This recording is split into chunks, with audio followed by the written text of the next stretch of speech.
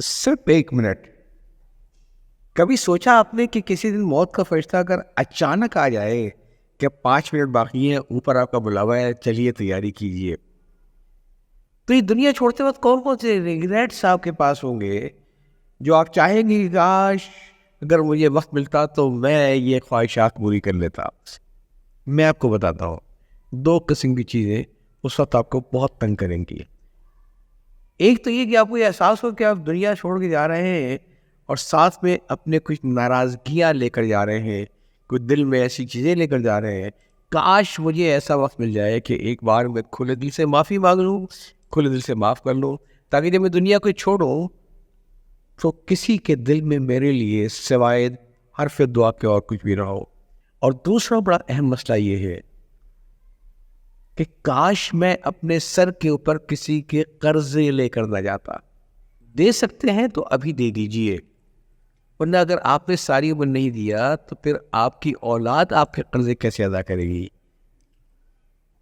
قرض لے کر مرنا تو ایک گناہ کی بات ہے، اس کا احساس کو ہمیشہ ذہن میں رکھے.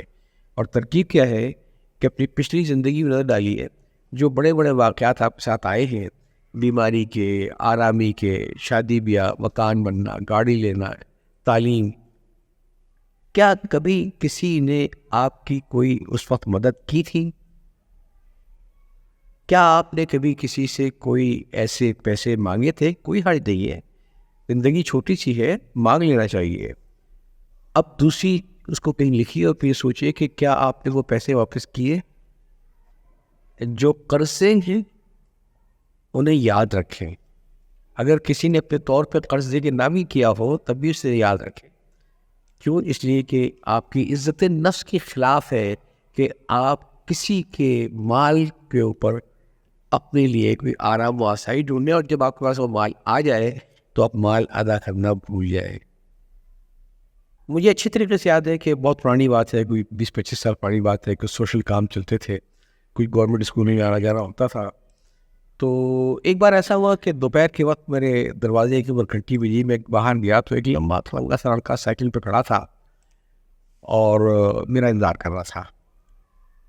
تو مجھے تھوڑی حیرت ہوئی کہ میں اس کو پہچان نہیں پا رہا تھا، کچھ شکل پہ شباہ سے آدمی پہچان نہیں پا رہا. اس نے مجھ سے مسکرا کے پوچھا، سر آپ نے مجھے پہچانا؟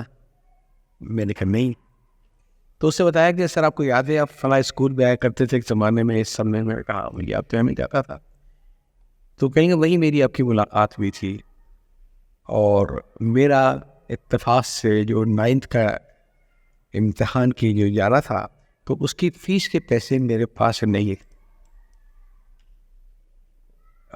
بقایا تو اسکول والوں نے کچھ معاف کر دیا، لیکن یہ بورڈ آف پیسے جمانے سے وہ پیسے میرے پاس نہیں تھے. نہ صرف کہ میرے پاس نہیں تھے بلکہ میرے 2 اور بھی بھائی بہن تھے، ان کے پاس بھی نہیں تھے. تو ہیڈ ماسٹر صاحب نے آپ سے ذکر کیا تو آپ نے کہا کہ میں جب تک تسلی نہ کروں تو پھر اس وقت تک دوں گا نہیں. پھر آپ میرے گھر آئے تھے، حالات معلوم کیے تھے، اور آپ ہم سب کی وہ فیسیں ادا کر دی تھی. قصہ تو مجھے یاد آ گیا اور میں یہ سوچنے لگا کہ اب اس کی اگلی ڈیمانڈ کیا ہوگی. کیوں اس کو کئی سال بعد یہ بات یاد آ گئی کہ سائیکل سے لے کے ڈھونڈتا ہوا میرے گھر پہنچ گیا. اب میں منتظر ہوں کہ یہ جو اگلی ڈیمانڈ کرنے والا ہے تو میں اس کو کیسے ٹالوں گا. لیکن اس سے مجھ سے ایک ایسی حیرت انگیز بات کی کہ میں یقین کرے پریشان ہو گیا. اس سے کہ جی مجھے امی نے بھیجا، اور اس کے ہاتھ میں وہ سارے کے سارے پیسے تھے، اور اس سے کہا کہ جا کے انکل کو سلام کہنا اور کہنا کہ اللہ کا شکر ہے اب ہمارے حالات بہت بہتر ہو گئے. اور نہ صرف یہ کہ بھائی کی بھی اچھی نوکری ہوئی ہے بلکہ بہن بھی میری پیکنگ کارخانے جانے لگی ہیں، اور الحمدللہ اب گزارا ہمارا ہو رہا ہے. آپ آڑے وقتوں میں ہمارے کام آئے تھے، وہ جو آپ نے فیس کی جو پیسے دیے ہم سارے بھائی بہنوں کے، یہ میں اس کو واپس کرنے آیا ہوں.